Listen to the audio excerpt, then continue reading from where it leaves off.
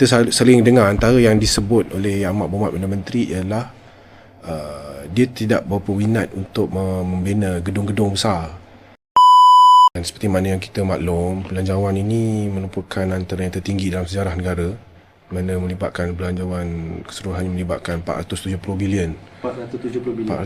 bilion dan belanja mengurus sebanyak 338.2 bilion dan belanja pembangunan, ini penting, belanja pembangunan sebanyak 81 bilion.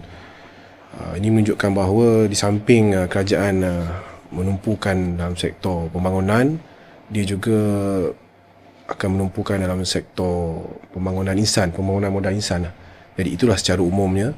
Maknanya kita sering dengar antara yang disebut oleh Yang Amat Berhormat Perdana Menteri ialah dia tidak berapa minat untuk membina gedung-gedung besar.